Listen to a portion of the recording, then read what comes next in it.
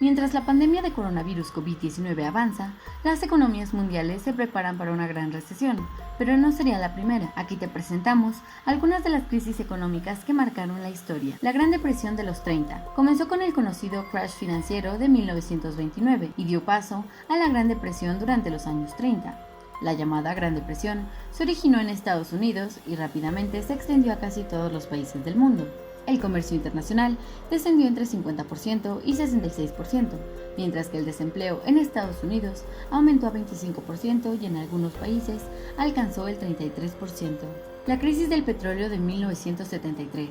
La determinación del bloque árabe de la Organización de Países Exportadores de Petróleo en 1973 a llevar a cabo un embargo petrolífero a las naciones occidentales fue un acto de represalia a los países que apoyaron a Israel en la guerra de Yom Kippur. Esta medida de castigo provocó un incremento de los precios del petróleo y, en consecuencia, un fuerte aumento de la inflación.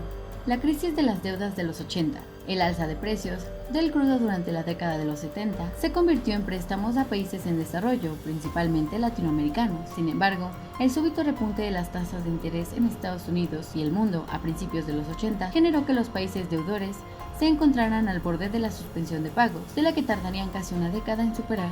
La crisis del tequila de 1994 a 1995.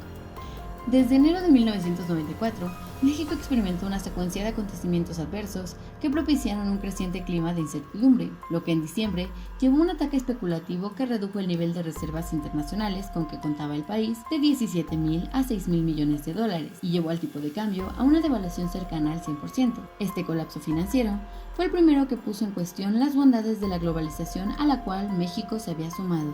La crisis tango de 2001 a 2002. El efecto tango consistió en la posible declaración de Argentina de su incapacidad para cumplir los pagos por el servicio de la deuda y el contagio de su situación a los demás países latinoamericanos. Todo comenzó con el rumor de la incapacidad de Argentina para pagar el servicio de una deuda externa y el disparo del riesgo del país, lo que sacudió los mercados financieros internacionales.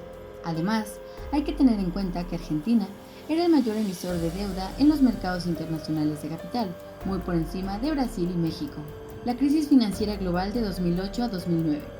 Esta ha sido una de las crisis financieras más graves y extensas desde el crash de 1929 y fue el resultado del colapso de la burbuja inmobiliaria en Estados Unidos, que provocó en 2007 la llamada crisis de las hipotecas subprime. Las autoridades económicas, desde el inicio de la crisis, optaron por diferentes soluciones: la inyección de liquidez desde los bancos centrales, la intervención y nacionalización de bancos, la ampliación de las garantías de los depósitos, la creación de fondos millonarios para la compra de activos dañados o la garantía de una deuda bancaria. Su objetivo era mantener la solvencia de las entidades financieras, restablecer la confianza entre entidades financieras, calmar las turbulencias bursátiles y tranquilizar a los depositantes de ahorros.